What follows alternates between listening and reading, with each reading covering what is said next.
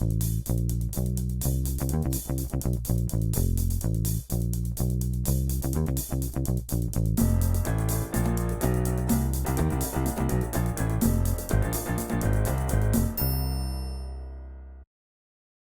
welcome back, guys. Usually we do a little intro, but this time we got a little special guest with us. You know, you got your boys SaltNPeppa, but this time we got a little comedic twist with a little interview going on, and we got a special guest, man. Will you let folks know what your name is, man? Man, it's your boy Eli, man. How y'all doing today? Man, not too bad. How you doing? Good, man. Blessed and highly favored on the Lord's Day, man. Yeah, I feel you, man. It's crazy we doing it on this day, actually. We were planning on trying to do it some other day, but man, listen, man, you want to shout out your socials, let people know where to find you real quick before we start this.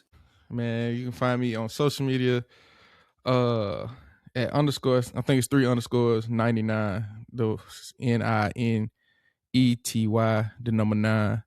Or you can just type my name in, man. Eli Harvey. It'll pop up. It's all the same on everything. It's a lot of space, brother. Yeah. Listen, I was young when I made that.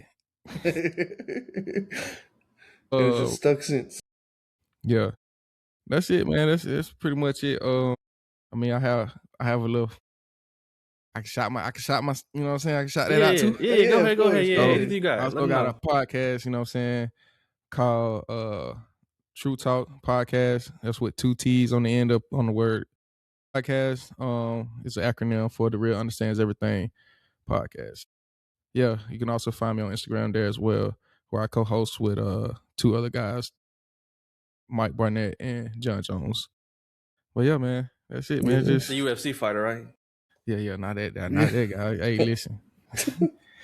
Hey, you asking for a problem with him? Hold on now, man. Glitch out. I feel like we need to find out where you from, bro. They hear the accent, bro. We gonna tell the people where you from, man. Where's the hometown? Atlanta, Georgia. Atlanta, Georgia. Atlanta, Georgia. Yeah. In the fashion also world. Shout out to, you know what I'm saying, Monroe, Georgia too. Okay. It's a blend of both. You feel me? Man, listen, man. What I call you? For the people who don't know, I personally know Eli. Man, we be chilling, bro. And his nickname is Captain Atlanta for a reason. If you don't hear it right now, y'all gonna be hearing it throughout the podcast. Oh yeah, for sure. That's how you introduced him to me. Actually, you said this is Captain Atlanta. I was like, what? What? That is how he called me. I was like, Captain Atlanta is crazy, but hey, if you know what I know, so you saying the same thing. When you putting all this business out there, bro. Nah, it's just an accent thing. That's all it is. Yeah, I'm curious, bro. What's some slang from your hometown you want to share with the people that we might not know, like that's special to Atlanta? I ain't gonna say that it's special there. I mean, obviously, everybody know the popular one, like twin recently became like a popular thing, probably like a year, 2 years ago, maybe. But like, I guess for Georgia as a whole, because that's the thing. Like a lot of folk think of Atlanta and think like Atlanta is just all of Georgia, but that's not the case. Like, just like Dallas ain't all of Texas. You feel me? Georgia as a whole, man, we say bro a lot. I know I do. I ain't gonna lie. You know what I'm saying? So Dallas, we use hoe for everything. That hoe there, what up? That hoe right there, man. You go to the store, I'm going to that hoe over there. Facts. But like for us, it's just like everything, like your words chopped in half for the most part. That's probably what everybody talk about the accent from Georgia. Like, I know me personally, when I'm comfortable, don't mean I can't use correct grammar. You know what I'm saying? I know how to use it. But my everyday dialogue though, I ain't gonna lie to y'all I just speak comfortably. That's how you know they chop it up, bro. You said chop, and you didn't get to the P. You just chopped up the word chop. He cut it right in half. You feel me? Bruh. So it's just, like I said, it just come out like that. But, I mean, everybody just, I don't know. Everybody just say, I don't know. I could teach y'all a couple little things, but it ain't like words like Johnny Dot. Like somebody be like, oh, he Johnny Dot. That's what? Really Johnny Dot, like Johnny. Oh, he Johnny Dot. Yeah, there's just somebody that like, instead of like saying they're a J, like it used to be like, oh, he a J. They're like a junkie. You feel me? Which is kind of universal, but like in Atlanta or in Georgia, they be like, if you've been in jail too long, you institutionalized, like they just say he Johnny Dot, like he brain gone. That's just a little fun fact for y'all. But or papped out. Like if somebody like about to pap him out, they about to fight. Like I'm finna punch him, knock him out. All right, so we know what to do whenever we're in Georgia. Yeah. When we hear that, walk the other way. Yeah. For a second, I thought you said you finna pipe him out. I'm like, what? Piping him out, brother? What is you talking about? Come on. That's crazy work. That's crazy. What brought you to Texas, though? Or how long have you been in Texas, too? Going on 4 years. Or, yeah, about 4 years. Change the scenery, honestly. You know what I'm saying? I've been out here a couple times prior to. And, yeah, just... Listen, man, I know we some hefty fellas, brother. What food do you miss from back home, fam? I know Dallas ain't got the same thing for sure. Don't tell me they got the same thing. I ain't gonna lie, the wings. Like back home, you get a lot of places that got good wings. Like there did one place called American Deli, and it's really, I think it's usually just like a Georgia thing. I don't think they got them outside of Georgia. I seen they had a drive-through for one of them now. Hey, listen, the wings they're top tier, but you also get a a Philly cheese steak. You get one of those.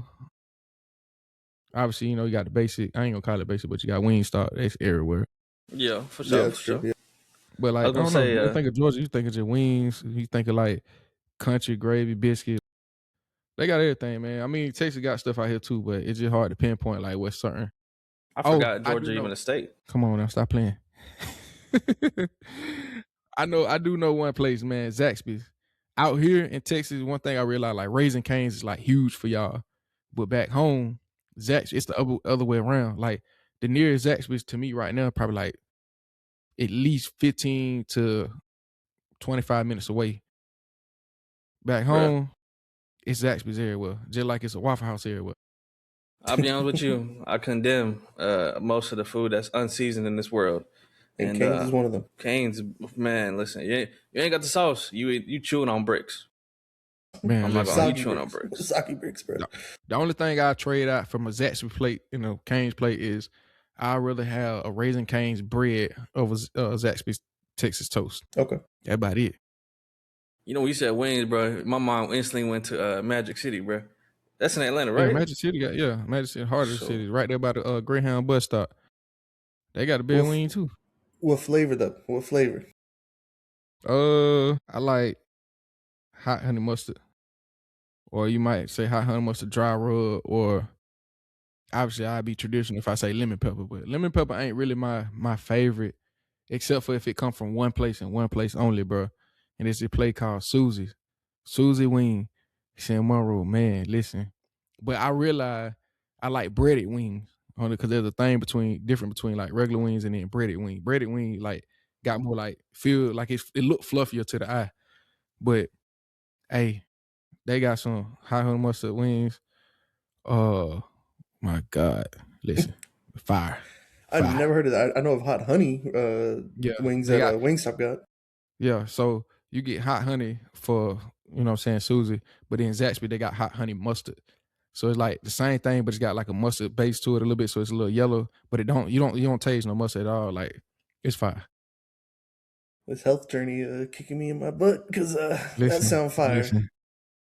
I was gonna say, fam, everybody that's seen this with me, bro. And you'll see.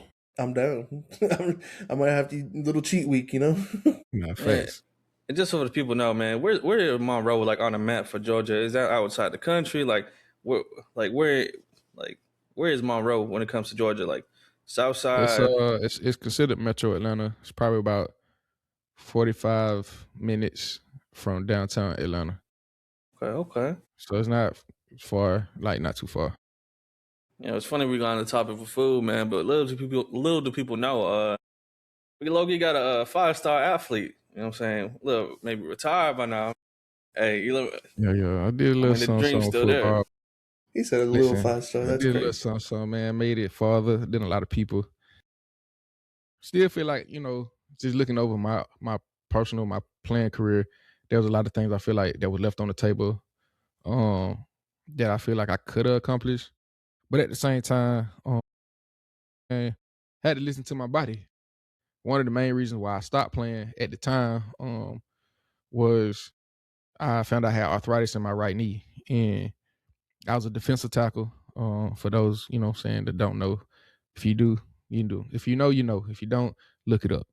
But yeah, man, I was playing defensive tackle, being in the trenches, man. And during training, one day I was training, off season, trying to prep and shoot running hills, and then I felt like I always tell people it felt like a pop, but not a pop. You know what I'm saying? Because most time when you hear pop or you know what I'm saying, you're doing anything athletically, you automatically assume that ACL. But I knew it wasn't no ACL because it was never the back of my leg. It was just the front. Mm-hmm. So I thought like just basic knowledge, like probably patella tendon, yeah, for sure, MCL, something like that. Like, just trying to thinking like something ain't right. And when I ran, I didn't like jump up like, oh, I ain't do none of that. I just felt it was like uncomfortable. And then when I went to run again, I couldn't go like full tilt on the knee. Like it was just like hurting the pressure. But after we finished our runs or whatever, I had told the coach like, hey, something ain't right. So I just kind of took it off. He's like, instead of going 75%, just go 50%, like, because we was just doing build-ups. And then we went back to the facility and then we did lifting. And as we was doing lifting, we had to do single leg RDLs, and I couldn't bend my leg. Like I couldn't squat. And that's when I knew something was wrong. And it took me forever, like at least 2-3 weeks, for almost a month, to really find out what it was, because I went through this one orthopedic and all this and that. Well, once I finally got through an orthopedic, that's when they pinpoint, it's arthritis. They gave me this shot. It's crazy you say that, bro. Mm-hmm. It's because lifting with you recently, bro. I mean, you be getting that full range of motion. So for you to tell me this, I'm like, bro, I don't know, bro. Like I couldn't see it, bro. Yeah, I mean, at the time, man, at my peak at the time, I'm squatting 650, somewhere around there. Like as far as just leg stuff, like I'm up there when it was squats. Mm-hmm. But when that happened, man, I could barely squat. Like I could squat probably because I'm using 2 legs. Mm-hmm. I could squat 225, but like it was discomfort there. Once I got the shot in my leg, my knee was still swollen. It took some adjustment, like for a while. Like I remember at one point, because I ended up going back to school to finish my degree. So I'm like, I remember at one point, like I was playing basketball, and in the middle of me playing basketball, like I'm running and jumping and everything cool. But like once I like sat down and relaxed and chill, my knee started swelling up, and it was so painful. Like, boy, like brought me to tears type stuff. Like it was hurting that bad. I'm like, you wasn't listening to nobody, brother. You was like, oh yeah, I'm just gonna keep doing it. I ain't gonna have no rest. Yeah, man. Because you gotta think about it. Like in the athletic world, like real rehab, you're not supposed to rush through it. But in athletics, we always rush through our rehab. Whereas like technically, it's supposed to be like, let's just say if you need 6 weeks to rehab, you need 6 weeks. In athletics, you say 6 weeks, you coming back in 2. Yeah. You know what I mean? So for me, it was just one of those situations where I was like, yeah, the writing on the wall, bro. Like I can't, like, and I've tried a couple times where I was like, I'm gonna make a comeback. I'm gonna start back training. I start training rigorously. Like now I can run on my knee. I can squat on it. Like you would never know. But it came from like, if I'm like cutting, like if I got to plant certain stuff, I feel a little discomfort, but not enough to make me like how it used to be. Because when it was fresh, my knee would swell up like a cantaloupe. But now it's cool.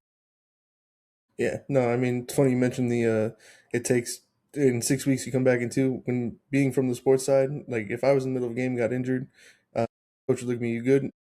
Even if I was so badly injured, I'd be like, yeah, I'm good. Don't matter. Which you shouldn't be doing that, of course, because you want your body to be 100%. But from the competitive nature of things, if you're a competitive person, you don't want to get out the game. You want to keep playing. Facts. Yeah, that man used to play baseball for real, man. Listen, our varsity catcher, bro. That man talk about needs, bro. That man know all about what's needed, bro. Yeah, you gotta have mid style. Needs to be a catcher. Man, listen.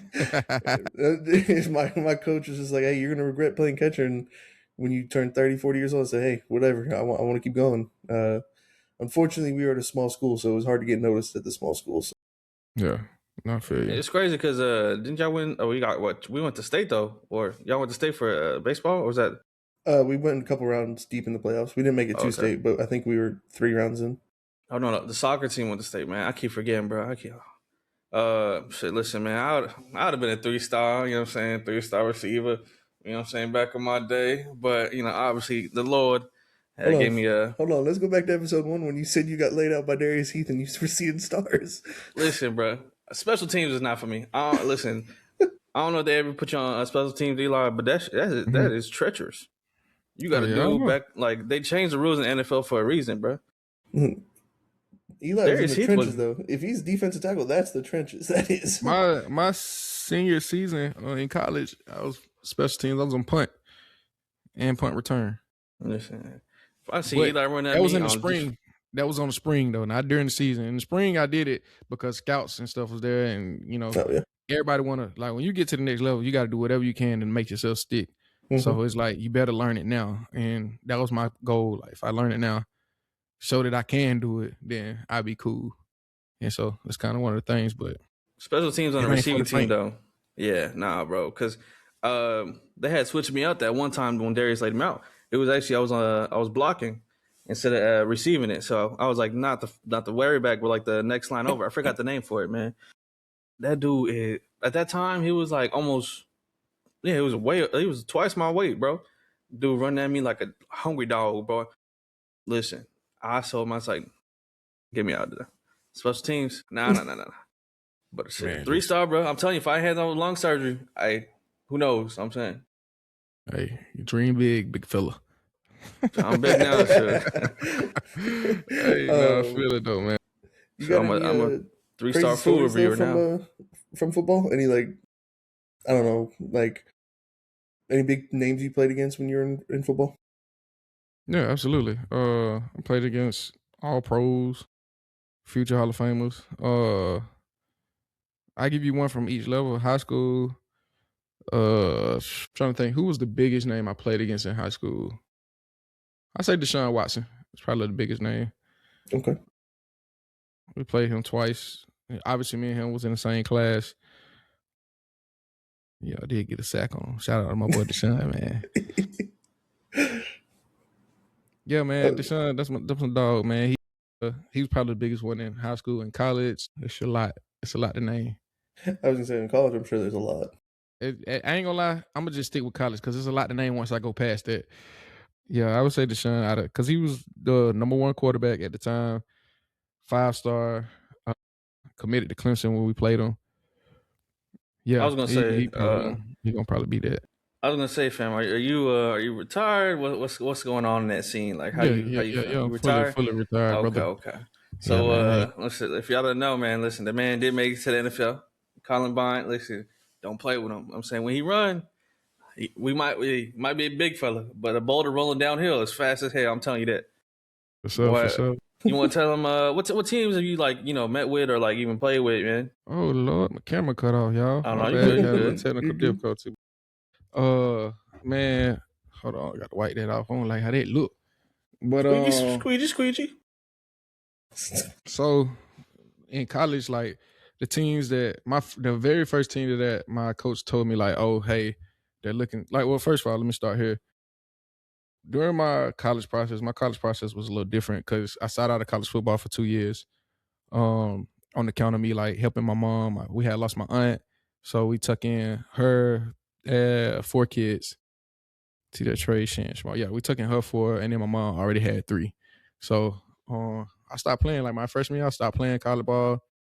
I went to college still, you know what I'm saying, to a smaller school, like a just like a tech school almost, kind of like just to keep myself in school for a little bit. Sure. But then I stopped going. And I just kind of focused on work for those 2 years. But I was kind of miserable. I was like, bro, this ain't it for me. Then I go back, become kind of a journeyman, go to 2 JUCOs, East Mississippi. Then I go to College of the Siskiyou. And from there, I go to Northeastern State. If anybody didn't know anything about Northeastern State, if you've tuned into my podcast, I've always talked about it. Like, we didn't have the best record. Went 0-22. My 2 years there. Yeah, buddy. Yeah, them boy. We was not good as a team at the time. We had good players, but we didn't have a good team. Who y'all got coaching y'all? The recent coach for the Browns? Like, damn. Man, listen, it was a lot going in with them Rivalries. If you know, you know. But during that time, you know what I'm saying, my first year I played, did great. Had a really good, like, junior season, to be honest. But the one thing that was hindering me, it was like I was still out of shape. Like I was in shape, but not like I was oversized, if that makes sense. Like I think I played my junior year at like 345. Yeah, I was about 345. And so the biggest thing, like during that spring, my exit meeting, coach was like, "Hey, look, we want to get you down." Like I had a highlight tape, Harrison Highlights. Anybody know who Harrison Highlights is? He was like huge in the football world. Mm-hmm. He reached out to me. No, I reached out to him. I ain't gonna lie. I reached out to him through a friend, mutual friend, my boy Mike Gallup, because he did Michael Gallup's highlight tape. Okay. And so I was talking to Mike about it, and he put me on. He's like, "Hey, look, this dude." So I showed Harrison. Harrison, like, because one thing about him, he don't put your tape on his page unless it's like quality, like, you know what I mean? Like For it's got to sure. be, you got to have some kind of buzz or something like that. Yeah. And so I was talking for him. He's like, "Yeah, nah, like, I got you, bro." He's like, your tape's good. And this to the third. So he put the tape out. This comes out, let's see, our season ended late November because we didn't go to the playoffs or nothing like that. And so by December something, I forgot when it was, my tape hit the net. It go viral. I'm talking like it goes viral. And For a so 345 boulder, it better go viral. yeah. And so in that point, that's when I first experienced, like, back then it was illegal to do. I mean, NIL is a thing now, so it's different. But back then it was like, That's right. Yeah. agents couldn't contact you until you declared type stuff, but they've been doing it for years under the table. Twitter DMs had agents, "Hey, have you thought about which agency you're gonna go after?" You know what I'm saying? I've had those. I had schools trying to recruit me to into the transfer, like all Transfer type of stuff. portal. Like I was just thinking about everything. And again, this was before the NIL period, so it was one of those situations where, like, if I transfer, I had to be smart about it, because one, I'm looking at my clock. Excuse me. What they call it, like, an athletic clock, meaning how much time you got left to play. You know what I mean? Like if I wanted to go to a Division 1, like, do I got any more Division 1 time left on my clock? Or do I need to, like, if I transfer, can I go to another D2? Do I gotta go NAI? Like, it was just a lot, you know what I mean? But like people just DMing me left and right. And also during that time, that's when, like, because it going viral, like my name got wind into scouting. My stats were good, you know what I'm saying? The competition that I played was pretty good. So and there was a guy on my team that was actually getting scouted, like, bad. Like, he was a safety for us. Shout out to my boy Ashton. But On the Ashton 0 ended and up getting 22 hurt. team? Yeah, just listen, we had good players. We just had a terrible team. Like, it's like having, I don't know how to explain. It's like a bunch of people on a rowing boat that know how to swim, but don't nobody know how to row a boat. You know what I'm saying? So we all individuals, we had a bunch of talented individuals, but nobody knew how to be a team, and that was the big dilemma as far as that A bunch of goes. You know what Chiefs. I'm You know what saying? I'm saying? Okay. Yeah. But like that first year, Ashton was like the guy. Like when I came there, everybody was like, "Oh, he's going to the league and this, that, and third." To be honest, he would have declared that year, but he got hurt. Now, granted, he wasn't the same player after he got hurt, but he was the guy that drawed it. Like when we was in the spring, when we was in the summer training, he was the guy that like drawed in so many folks. And so anytime the scouts come to practice, it's like, I'm finna ball out. I'm finna treat it like it's a game day. And then he got hurt in the second game. But during that second game, it was like 6 scouts coming to the game to watch. There was a guy on the team that we played against. Both of the offensive tackles were both getting scouted by NFL teams. And one of them, he got drafted to the Cowboys in the 5th round. Tight end that was on that team, Zach Davison, he got drafted to the Vikings. It was just a bunch of people around. For sure. So every game, I always would try to see if I can find them in the stands, because they always come to the locker room before games. They'll come to the locker room. Sometimes they let you know that they're there. You know what I'm saying? Because they're going to speak to you and let you know that, hey, we watching. See, I got a quick question, man. Knowing all the people you play with, you know what I'm saying? You don't touch the NFL, you know what I'm saying? Well, if you had to pick a team right now in this league, who team would you want to be on right now if you could go back and play? Like, would you play with the Browns and play with Deshaun when he come back? Or would you be like on some new team, man, with like... No, absolutely not. I would either play with... See, I'm trying to think.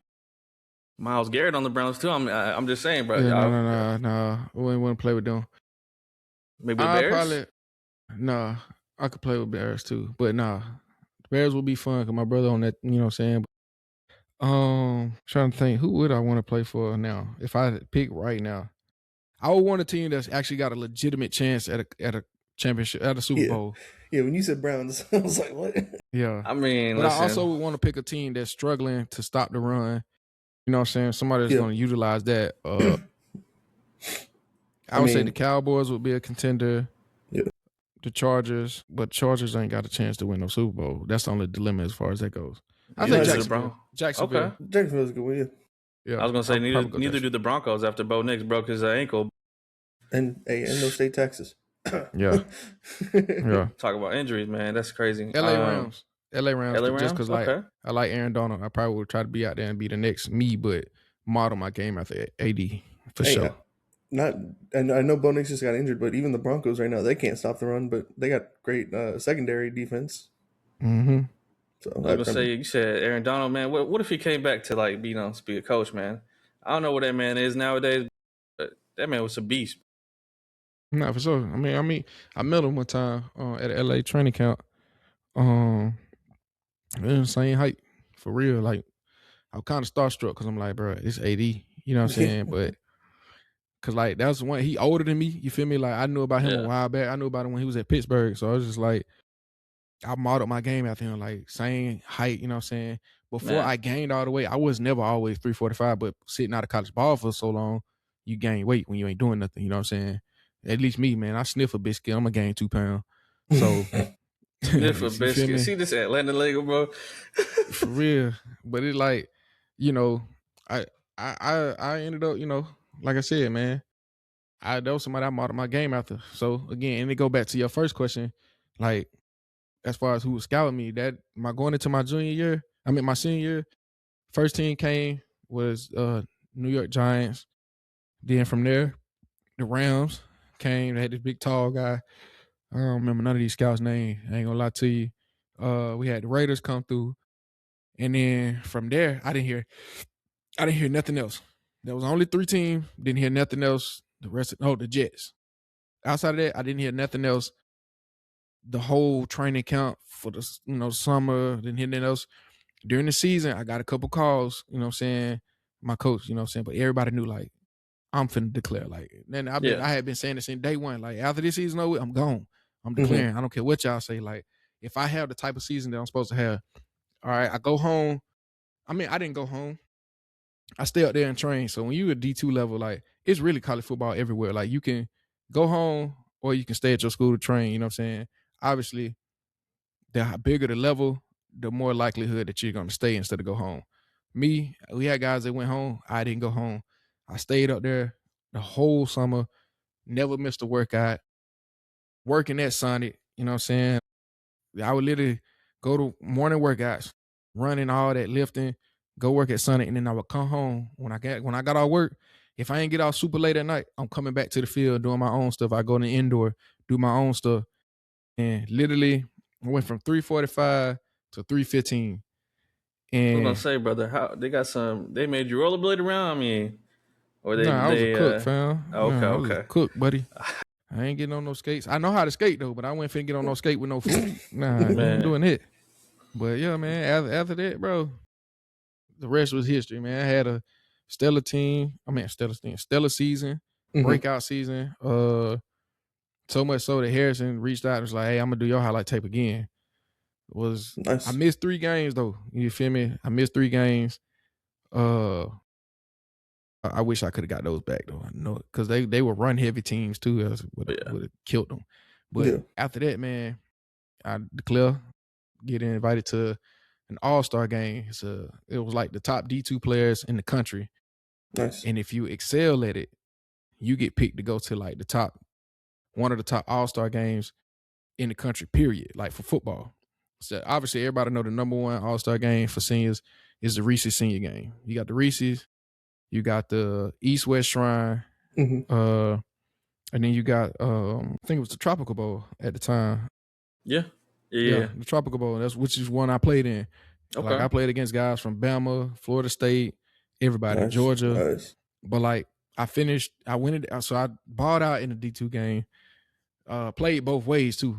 Guy was like, you play offensive line? I was like, no, but I do it. I mean, I'm trying to get to the league. I do anything, fam. Pause. But Anything is like, crazy, brother. not anything, but you know what I mean? There's limits. It's crazy. But nah, man, I go out there, do my thing, and literally, like, they let you know through email. So I'm like watching my email around clockwork. I ain't had no agent at the time. And so, you mean they let you do email? Like the Senior Bowls and stuff, they email you? Yeah, that's how you get selected. They email you, they DM you or they'll email you, but they send your email. Like once you get there, you got to give all your information. Like they want to know if you got an agent. I didn't have an agent at the time. They want to know if you have, like, what's your phone number, what's your backup phone number, what's the backup phone number, who your folks. Like they go in full detail because you got to think like they trying to get in contact with you. And so you get your measurements and everything through Teams and all that. So boom, played in that first one. This was around, like I said, it was early December. I come back to school because we was about to go on winter break. Come back to school, let my coach know, like, hey, yeah, played in that game. You already know what it is. Like, I'm declaring. It's like, good luck. Like, we think you know what I'm saying? One of my coaches, my position coach, shout out Coach Howell, he's like, man, I think you can do it. Like, you know what I'm saying? You got the right attitude, right skill set. Obviously, there's things you're going to want to get better on, tweaking, all this and that. He's like, you know, better at pass rushing, you know what I'm saying? Which I end up becoming a stellar pass rusher. But I was like, bet, you know, what did it take to do this? And we walked through it. He's coached guys that went to the NFL. So he's just like, this is what you got to do. Boom, boom, boom. I also know people, you know what I'm saying, from my own personal life, upbringing and stuff like that. I'm like, all right, bet. So we own it. And I kid you not, man, like I put it out there that I'm officially declaring for the NFL. And dropped my tape again late December. By January, I got an email because I had told myself, I said, if I don't get no invite to the other All-Star game, I'm just going to let it go. Go back to school right then and there that May, finish and graduate, move on. Boom, I get it. I wake up one morning, check my email, they're right there. We have selected you one of 10 small school guys to come and participate in the All-American Tropical Bowl All-Star game. They didn't have to say it like that, bro. They could have been like, hey, man, just come on, try out, bro. No, it wasn't no trying out. School. It ain't no try. That's what it is. D2. If you're D2, you're a small school. Like there's no other way to say it. You're a small school. Like your stadium, my stadium, hold a good, maybe a good 25,000. Yeah. Versus a Clemson, Tennessee or Penn State that hold 105,000. You feel me? So again, you would consider a small school guy. Don't mean that you're a small guy or that you're not a skilled guy, but you come from a small school. And to be honest, it was some D2 guys. His stadium looked like a high school stadium. You know what I'm saying? Like a small high school stadium. So it's just like they ain't had no indoor, they ain't had nothing. So I at least had that. You feel me? But, you know, being that 1 of 10, you know what I'm saying, it just motivated me, did my thing, go out there, and from there, I talked to Houston Texans at that game, we had this little luncheon or whatever. We talked to teams and stuff like that. So spoke to them. And after that, I got reached out to by the Indianapolis Colts. And then after I came home from that, I finished second defensively in statistics overall on my team. I got the first sack of the game. Even through the D1, there were D1 people there too? There was a bunch. No, brother. There was Bama, Georgia, Florida State, Tennessee, boys is lacking. Jackson. It was a bunch of them out there. Kansas, like a lot of these boys, them boys know, like the first sack that was made by any defensive player of the game came from me. Nice. That's crazy. The defensive MVP, he won because he had a sack and a half. It would have been me. I had more tackles than him, but he had a sack and a half. It's public record. You can look it up. Yeah. His name Jamal something. He went to Iowa State. He was still me and Jamal cool, like still my dog. You know what I'm saying, to this day. But like, he got a sack and a half, and that was the reason why I didn't win the defensive MVP. Yeah, so damn. I wasn't tripping though. Like I had a good experience. Met a lot of people. Like some of my good friends, like TJ. He played at Kentucky. He was there. Like a lot of them guys, man, you just meet a lot of people and you network. but that put me in the upper echelon. I met a lot of different like CFL scouts. I met a lot of, which is Canadian Football League for those that don't know. I met a lot of different agents again, you know what I'm saying?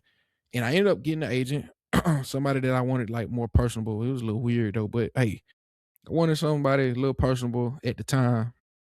Like I said, if I can do things differently, probably would have did that differently. But Yeah. got a small time You live and agent, learn. man. And at that point, this was pre-COVID. So now I'm training. Like at this point, we early January, just finished the All-Star game, full tilt training, just inked with a agent. And now I'm training. I get invited to combine, go to Indy. And it's How was that like experience getting invited, man? I know that invited to the combine is crazy, man. Like, not like how many people even get in there, like invited at all? that part I don't know, but Oh yeah, okay. I it know it's was very surreal for few. me. Yeah, it was surreal for me to just even get to do anything like that. You know what I'm Yeah. saying?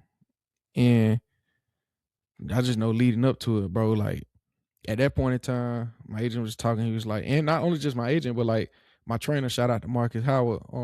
Was my trainer. Shout out to Coach Earl. Was my speed coach down in Georgia. Like, cause I wanted to stay home. My agent wanted to send me to Texas to come train with Kenneth Murray. I think that's his name. He was a linebacker from Oklahoma. Me and him would have had the same trainer. We would have trained in Houston. Mm-hmm. Matter of fact, the guy that was training us was Meg Thee Stallion's personal trainer, but he also trains like athletes. That's his main thing. But You trying to give y'all those magnates, huh? That's kind of crazy. That's kind of crazy. But, yeah, man. I ended up just opting to stay home because I'm like, one, it's just like financially it's smarter. You know what I'm saying? Yeah. You ain't got no money for it. You feel me? So it's just like I got to be Talking smart about how I do it. Talking about home, man. Listen, man. Atlanta is like the place for fashion, man. I know you big into fashion, man. What's your go-to outfit? Like you just on the go. What are you throwing on, man? Are you one of them like? It's funny cool, you bring it up because I just talked about that fashion, yeah. But I'm more of a laid back dresser, man. Like I can dress. I'm all about putting different pieces on. Like I'm huge into fashion, but I'm more of a relaxed guy. Like if you think about it, we creatures of habit. So like typically you're gonna wear a hoodie, something comfortable, unless you're going somewhere for real that need to be seen. Cause that's really what it is. You're going to just be like, oh, that guy look good, or that guy smells good. You know what I'm saying? He always dressed nice, you know what I'm saying? So other than that, man, again, you'll see me with a hoodie on, and some sweats or some. If it ain't sweats, it's some jeans or something lax. Like I'm real relaxed when it comes to dressing on my daily. Now, if I need to go out, like if I need to, what they say, if I need to apply the pressure, then yeah, I'm gonna go in my closet. I'm gonna get in my bag. But the thing is, I'm worse than a female when it comes to that, bro. Cause like I'll switch outfits about 15 times for real till I feel like this the one. You know what I mean?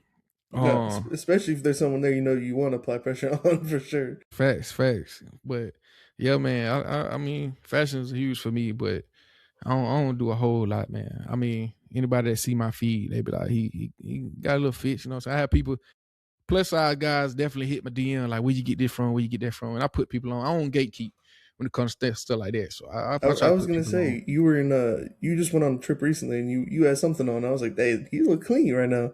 I think man, I appreciate it. No, you weren't in Miami. I forget. You went somewhere, but not to change the topic too, but I know we got into podcast, Noah and I, because of you, and it's because you have your own podcast. Sure. Of course, we're gonna put links to that down below. But what all three of you guys, how did you guys meet, and what is the purpose of your podcast? So just starting off like how we met.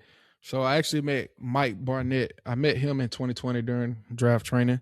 Mm-hmm. He played at University of Georgia. Big green giant, I'll tell you that. That's a big green giant, man. Yeah, me and him play the same position as far as football goes. But like I said earlier, Marcus Howard, he's one of the top defensive lineman trainers in the state of Georgia, in the country, really, at this point. Again, shout out my dog, man. But Marcus also played at the University of Georgia way back in the day. Then he got drafted to the Colts, and then he did some time in the CFL. But he, at this point, he putting together like draft training. So I come in there one day. is when I walk in, it's all these giants in there. It's him, Derek Brown, also another guy I played against in high school. Derek Brown, who went first round to the Panthers. He's in there. Who else is in there? Tremel Withor. Oh, I can't say it. Man, forgive me, Tremel, because I know you're probably going to see this, but I can't. Winthorpe, I think is how you say his last name. He played at Georgia. Yeah. Mari Fox played at North Carolina. There's a bunch of guys this day. This just in particular, but this was the first time I met Mike. Literally within minutes, like we all laughing, we doing, because it's fun inside the grind is what we like to say. You know what I'm saying? We just bonded, like pretty much realized we pretty much the same guy, just from two different places. You feel me? Same thing with Derek. Like me and Derek bonded. Me and Derek's little brother, he has a little brother named Cameron Brown. That me and him bonded. Like he was training with us too. Like Cam played at Auburn as well. Then he left to go to Chattanooga, University of Chattanooga. But yeah, man, it was just everybody exchanged numbers. Like, you know what I'm saying? Like we play on the game together. Sure. All of this was life pre-COVID. So everything looking good, man. We're just training. And then John Jones, I met him my freshman year of college. We was out in Lane in Tennessee, and he come on from the scene, man. His dorm was right next to mine, or not at the time. I thought it was. He was in a whole different dorm section, but they had him in a different building. But he would be over there all the time, so I thought his dorm was right next to mine. Yeah. Prior to getting to college, we had started like this little freshman group chat. Like everybody talking about like who gonna get the shirt or who's gonna get red shirted when we get to college. Everybody's like, I ain't gonna be the one. I'm gonna start and da-da-da. And John came in because he had to clean his highlight tape out of all of us from high school. Like it was like a workout video, then it transitioned into a highlight tape. Which, you know, anybody know John, you know, my boy can be over the top sometimes. Man, what? But yeah, man, I met him there. He ended up leaving. I left, like I said, my freshman year because I was like, the coach, it was a full circle moment because that coach ended up seeing me again later on in life when I played for a different team. They went 1-9, and we had a bunch of transfers then. They had a lot of bounce backs, like guys from Ole Miss, UAB, the University of Memphis. The team was loaded with a bunch of bounce backs. But they just, again, it was like a bunch of individuals, but not a team.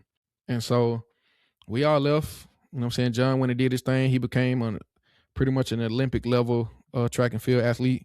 Me and Mike doing our things on the field. And I had this grand scheme one day that like I've always, and John can attest to this, like I've been wanting to do YouTube since I was in high school, but at the time I couldn't afford a camera. You know what I'm saying? Just gonna keep it real. I was like, man, I wanted to do YouTube, and I'm like, bro, one day I'm gonna do it. And you know, man, growing up, everybody be like that, man. Man, facts. You see videos pop off, I feel like, bro, I finna do that, bro. It's easy, man. We finna work. Yeah, and then later on in life, I got a camera, and I was like, one day I'm gonna start filming, started vlogging, da-da-da. Then I started thinking one day, I was like, bro, I gotta put together a team. Started off with 4 guys, you know what I'm saying? Originally, the original team was me, John, Mike. You know what I'm saying?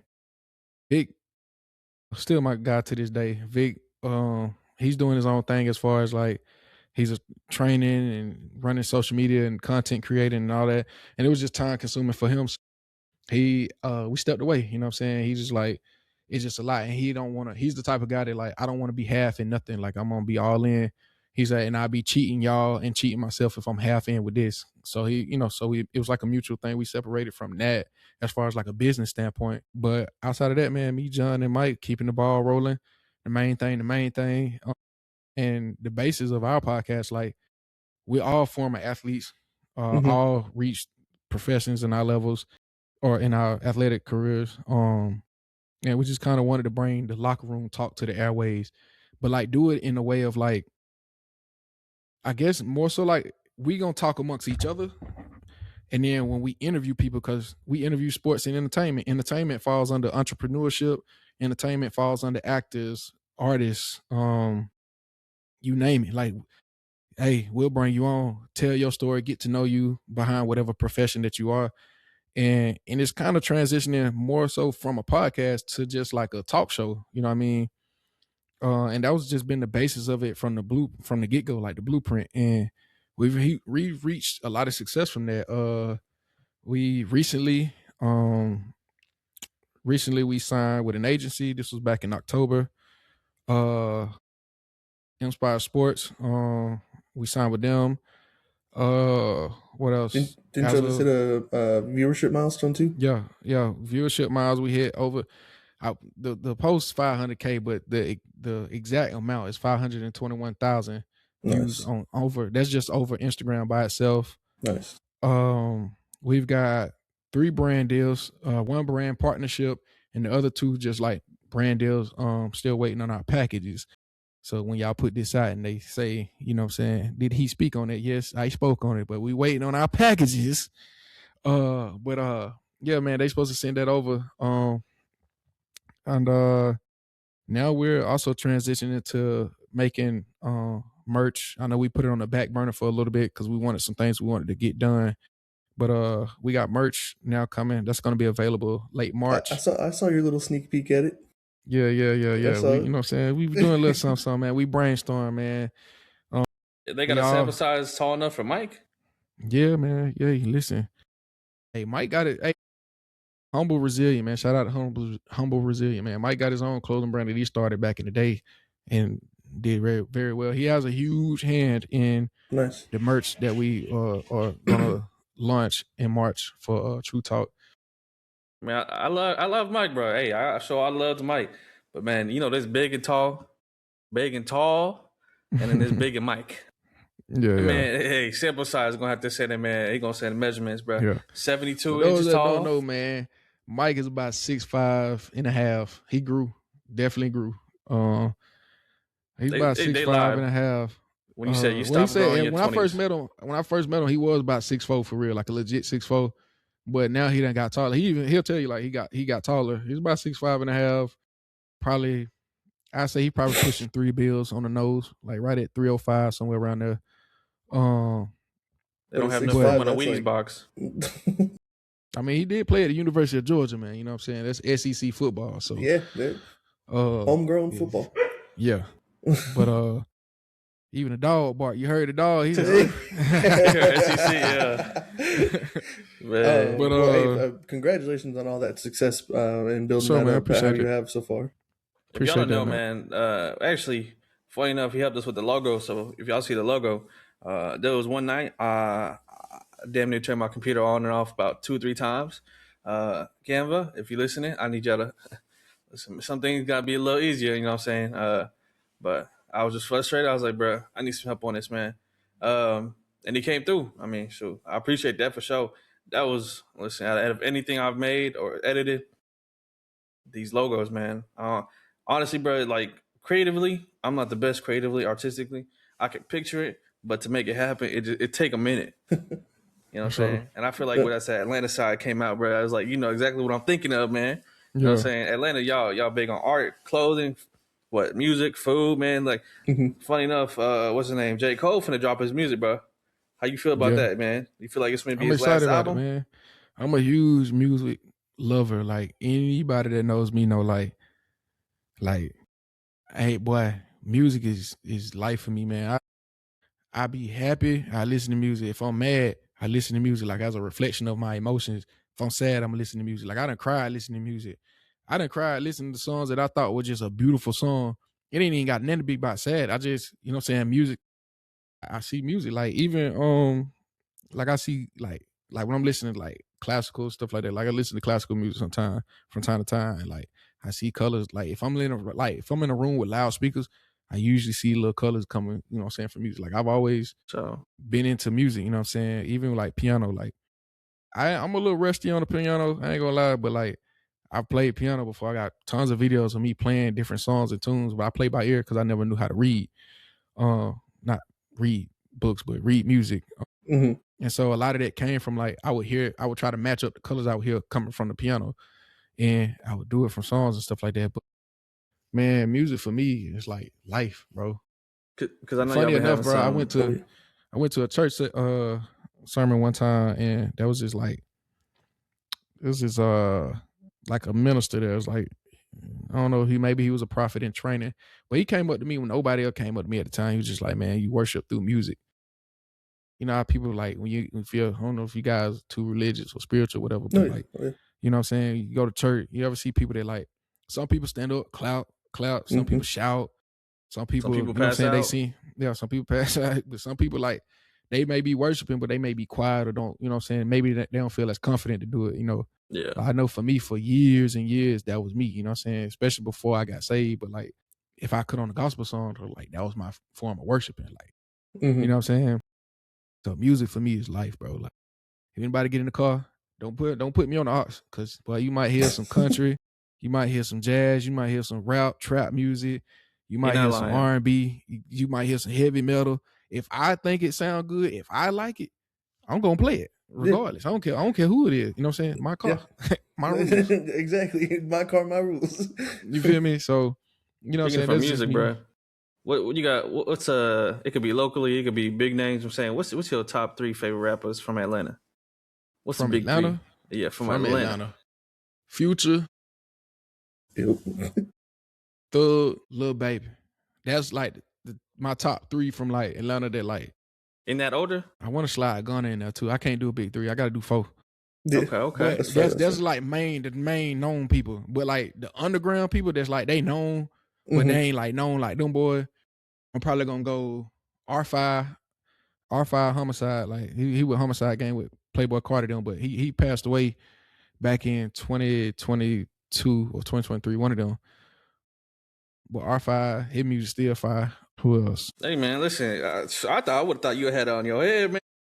Atlanta is a big place. I'm not gonna lie. That's like what I'm saying. The music scene is crazy. I know. Leave nobody out. Like I know R5 jump out to the top though for sure. What's that one? What's the one boy you had? I like Lucci. Okay, Lucci. Yeah. I like Nuda 05.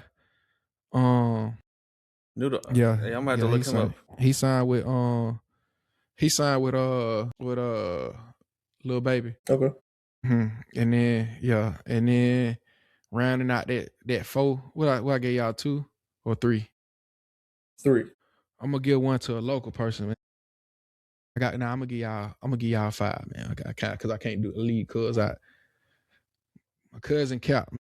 Yeah, I was gonna say. Yeah. And then my dog Tootie, but he go by the name 200. Okay. 200, like 200 and then 100 behind it. 200. That's my top 5. Quite mainstream, but they on their way. You know what I'm saying? For sure. Yeah. But is like 2 Chainz from Atlanta? 2 Chainz is from Atlanta.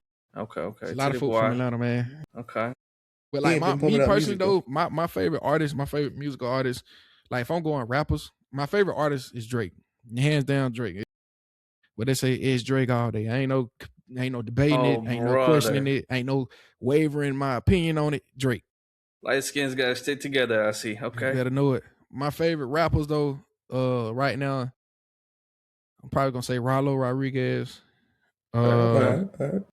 Gunna, Future, he's on a Baby. run right now. So yeah, do my favorite rapper right now. Future's about to drop a tape actually, or he's been teasing it. Yeah, I'm ready for that. Listen, man. What's your one toxic trait? You know, you just trying to get rid of, bro. But you know, you just every time you try to do it, it stick with you, bro. Not texting back. Trait? Not texting back. Not texting back. I ain't gonna lie to a terrible communicator. Not just playing. I would say probably it is probably texting back though. Like there's some people that'll be like he don't communicate, but to each their own. Maybe I had my reasons. Maybe I was asleep. Maybe I, you know what I'm saying. But yeah, that's probably it, man. Busy man, you're a busy man. Yeah. For anyone out there that's looking to start, like, let's say like a podcast career or like a YouTube type of career, something like that, any advice that you would give to them? Because I mean, you gave us plenty of advice. So for sure, I would say first do your research. I did extensive research, not just before starting True Talk, but I did research years in the making. It's just I didn't have the funds at the time to do the things that I wanted to do. Or, so I just felt like I was distracted. Like I couldn't be all in. I was like 1 foot in, 1 foot out. Like again, I was chasing the football dream. Then I stopped at that. Once that started, I started chasing the rap dream. Like I was in the music industry for a little stint. And then I was like, none of that felt the void. Like none of that felt my heart. I mean, football was my heart. That was my first wife. You know what I'm saying? That's how I looked at it. And you know, I was like, man, fashion, like all of these things I wanted to do. And I was like, how can I make all of these things come in one? Like, how can I make all of these things tie in together? And then I was like, well, with YouTube, I know where you're going with that head nod, brother. Pause. But hey, you saying it, brother. Not me. Yeah, man. I just started thinking of like what I wanted to get into, like real estate. I still want to do a lot of things, but I'm like, instead of trying to, there was a quote that was said to me a long time ago. And I honestly, I don't even remember who told me, but the quote said, if you're good at everything, you're a master at nothing. Yep, I know exactly. Yep. So I wanted to master something first before I try to do all of these other things. And the one thing I wanted to master was being good with showbiz, being good with YouTube, podcasting, you know what I'm saying, talk show. And so once that clicked for me, I went on this extensive research. What do people talk about?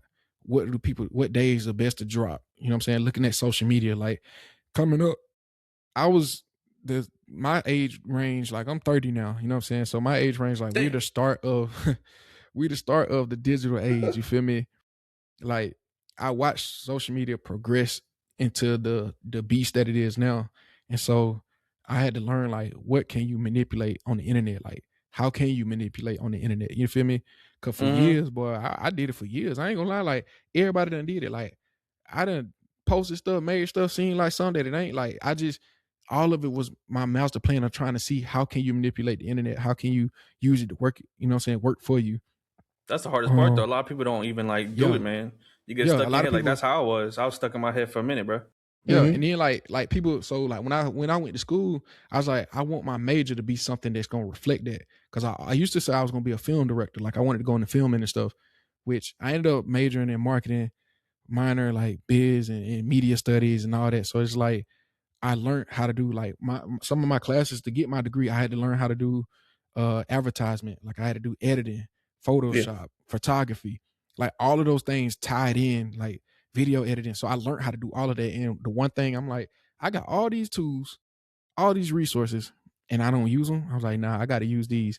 And a lot of people get discouraged, which will be my next pinpoint, is a lot of people get discouraged when they want to start a podcast or when they want to start something with content creating, because it's the process of editing. Is if you're not familiar with it, if you're new to it, it can be lengthy. When it comes to graphic designs, that can be lengthy. Like, cause again, like Noah said earlier, trying to put his ideas out there for like what he's thinking in his mind, is trying to put that out where people can be like, okay, I understand that. Like I see the vision.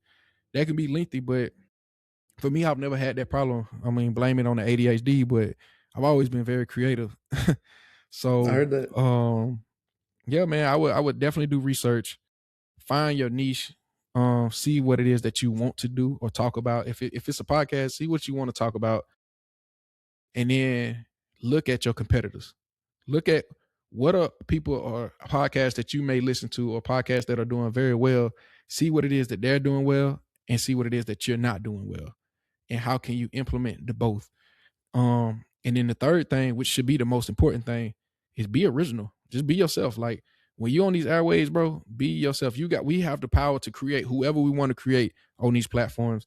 You know what I'm saying? Like I know Noah asked me before we went live, he's like, you want me to call you Eli or Big Nine? You know what I'm saying? Big Nine was kind of like a rap name that came up, you know what I'm saying? A couple people just called me that from like 99 or Big E, you know what I'm saying, from football playing. They was like, nah, call me Eli, you know what I'm saying? Now social media, yeah, you're gonna say Big Nine. That's like my little was it alter ego, I guess. You know what I'm saying? When I write rhymes, poems, stuff like that. But like, you know what I'm saying? Be original when I say that. Like whatever makes you smile. If you guys like I said, I'm into all type of music. I like jazz, I like classical music. There's people that don't like it, but guess what? That's not gonna stop me from talking about it because I enjoy those things. You know what I'm saying? There's gonna be other people that feel that way. You feel me? So I'm not gonna lie, fam. You bust out the harp in the middle of the room. I don't know. I might feel a little like That's classical, ain't it? Right? Is that classical? Yeah. The harp? Yeah, that's kind of like orchestra type music, but yeah. Yeah, Orchestra. Okay. that's more orchestra, but yeah, for sure. Hey, not gonna lie, man. You be chilling, bro. Sometimes orchestra just be hitting, bro. You know what I'm saying? You chilling in the car, having a nice cruise. Facts. They hit that little harp. Nah, I feel that. But that's all definitely great advice, because the be yourself one, I think, is probably the biggest one, because you see people try to copy other people, and it's just like, man, it's not original content. Me and Noah, we for sure be ourselves. We're ourselves, yeah. I'm surprised I'm still here, low key. It might get us in trouble, but hey. Yeah, and then post. One of the biggest things for me, like post. You can't. There's no such thing as holding on to good content. Let it all out. You know what I'm saying? Pause. But like, you got to put everything out there, because all it takes is one video, one person, the right person to see something, and then it's like your whole life changed in a matter of seconds. You know what I'm saying? Man. And that's something I tell my team now. Like we're starting to gain a heavy presence on Instagram. Now let's tap into the TikToks. Like we have TikTok, you feel me? You gonna be all right in that section, Unc? I know y'all getting up in age now. Come on, now, hold up now. I started this how, you know what I'm saying? I started this TikTok realm. Not just playing, but nah. Man said, so here's the funny part about that. I've went viral on TikTok a couple times on my personal page, quite a few times actually. I've garnered almost 1 million likes on TikTok too.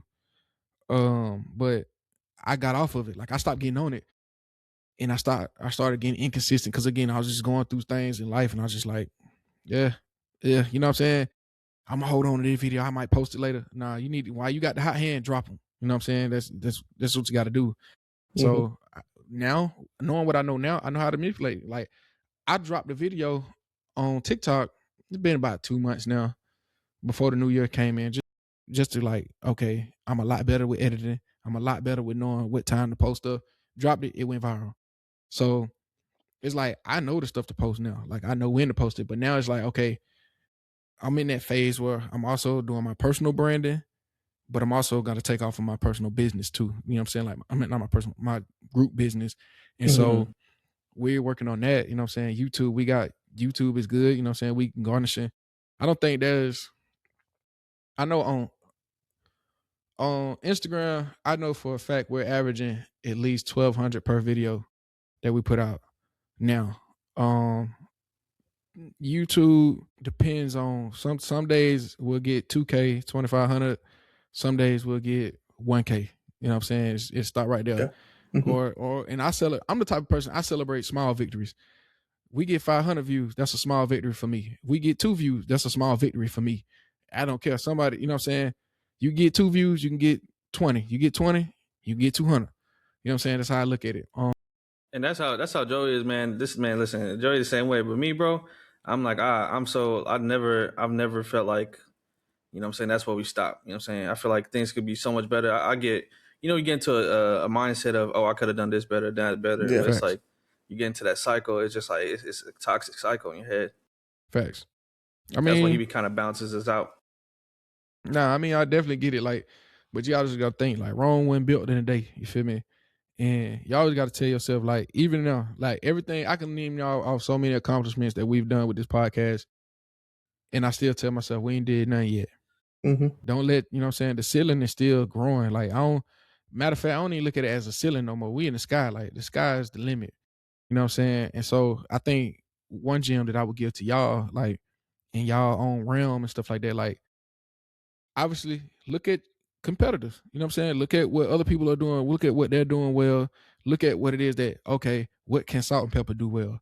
You know what I'm saying? SaltNPeppa in itself, like, you have a chance to go ahead and start marketing. Like, I've mentioned to you off air, but, like, you know what I'm saying? Like, even little stuff like doing, like, having a jar or having like SaltNPeppa shakers in the background where people can see SaltNPeppa.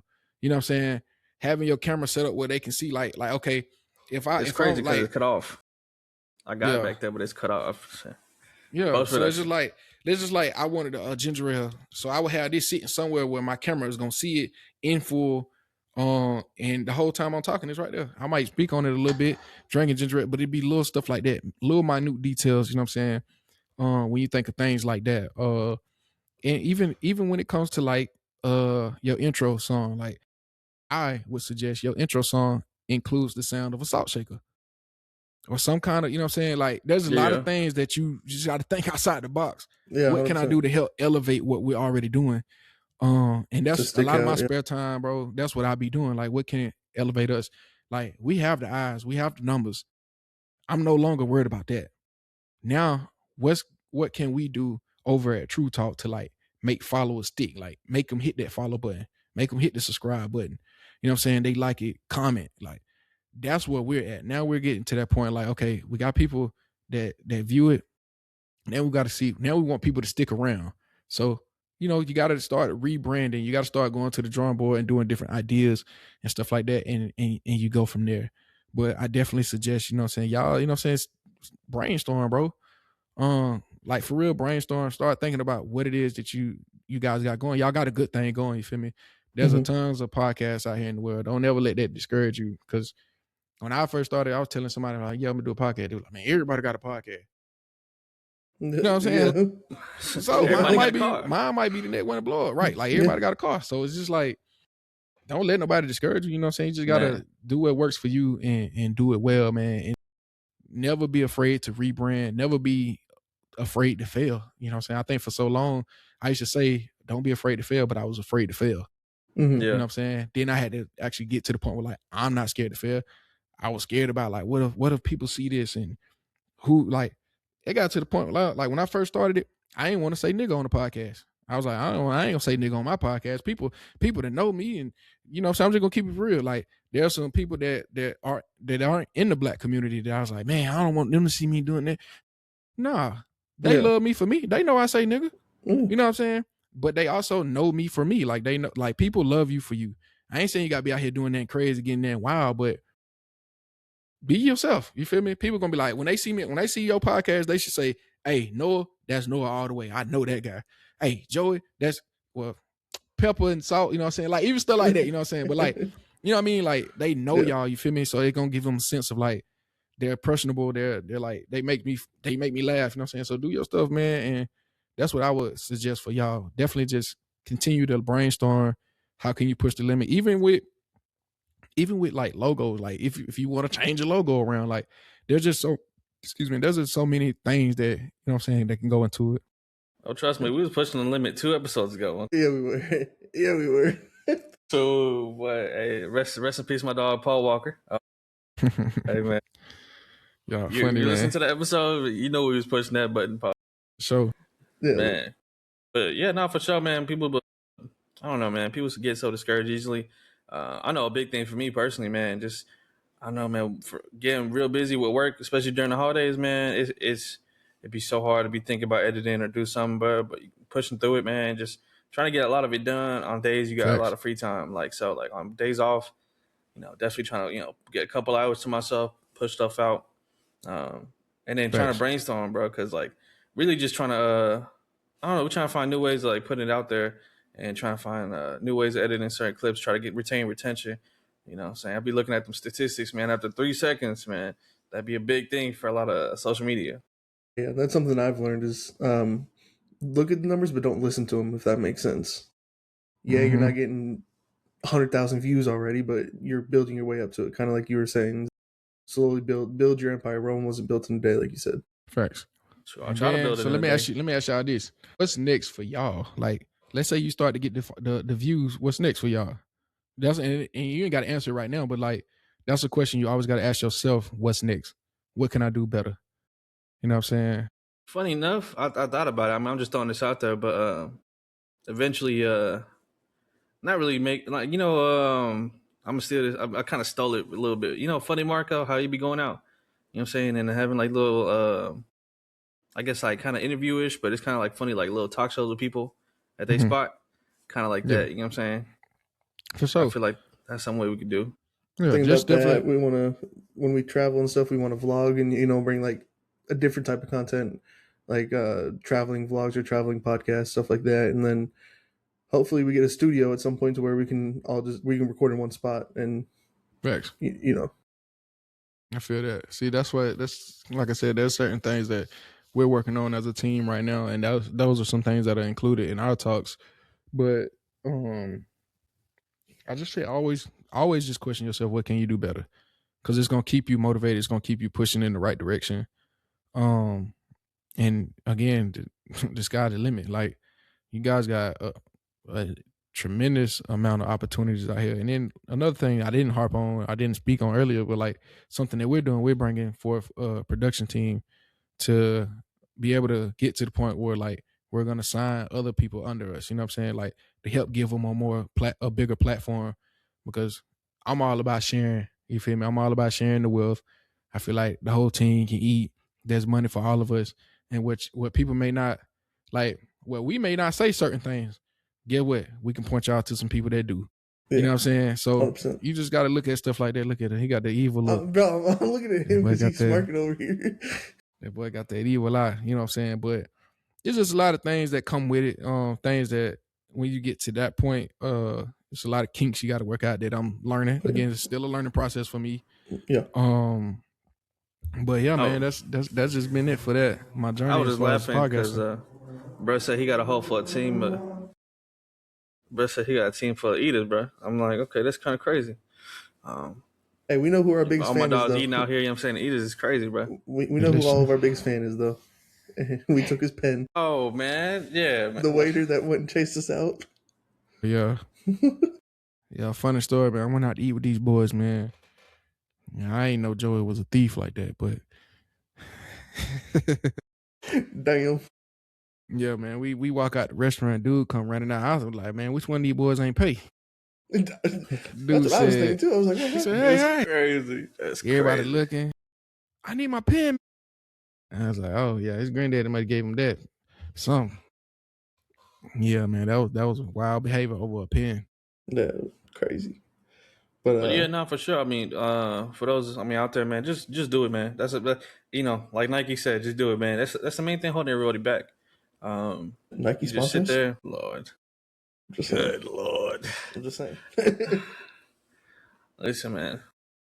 Just like y'all be out there, you know what I'm saying? Like, out in them streets, man, listen. Just do it. Everything you got stuck in your head, overthinking about, don't even worry about it, man. Because the people you worried about looking at your stuff, you ain't got to worry about them, man. Because honestly, bro, once you got the right people around you, and you know who's supporting you, who's really about, you know what I'm saying, leveling up and trying to get up there. Everything else kind of goes to the forefront, man. I don't even think about it no more, bro. Like, people be like, oh yeah, I seen your little thing. That, people that follow me because we'd be reposting stuff and be like, oh, I seen you. I was like, okay, cool. Did you like it? Did you watch it? Like, I'd be on the ass. I'd be like, so. Same thing with everyone I work with. I'm like, hey, did you like it? You reposted for us? No, but we could probably talk about that all day. We could probably have a 24-hour podcast, but we are hitting that time limit. I'll be honest with you, because we've been at it for a minute. Oh no, for sure. So that's how it be, man. Honestly, bro. Yeah. It's not even pocket watching no more. It's like social media watching, bro. People be always looking and seeing, and it gets in people's heads. But shoot, I know y'all. Peppa is a certified pocket watcher. He told me this. He told me this one time. He thought I forgot he said it. He said this to me one day. He said, bro, I ain't gonna lie. I be pocket watching. All I could do was laugh, man. I was like, bro, this brother here funny. Bro, because, man, imagine this, bro. You loan somebody some money, bro, and it's like, I lurk in the background, man. I pay attention to a lot of things. I sit down, I listen. And it's like, you loan somebody some money.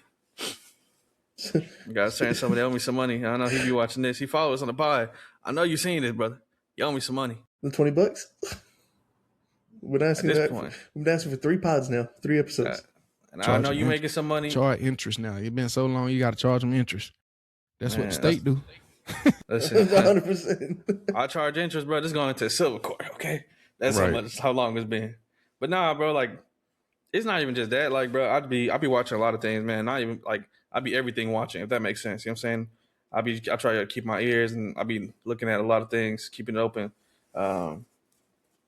Just like last little thing I was gonna say, like being from Atlanta, bro. I just seen what happened with Kai Cenat, man. That man going back into the fashion industry. I don't know what y'all did to him in Atlanta, but that man went from New York to Atlanta, and then his whole style changed. He said he don't got no dresser, whatever. What those people call it? Dress people up, stylist. They ain't got no stylist, and then he got all this stuff popping up now. Like he just quit streaming. I was like, what does Atlanta do to you? I don't think he's quitting streaming like how people thinking. Well, I think what it is Kai's had a lot of success very fast, very early, and what the world is seeing is a boy maturing, becoming a man. That's all it is, bro. He's getting older.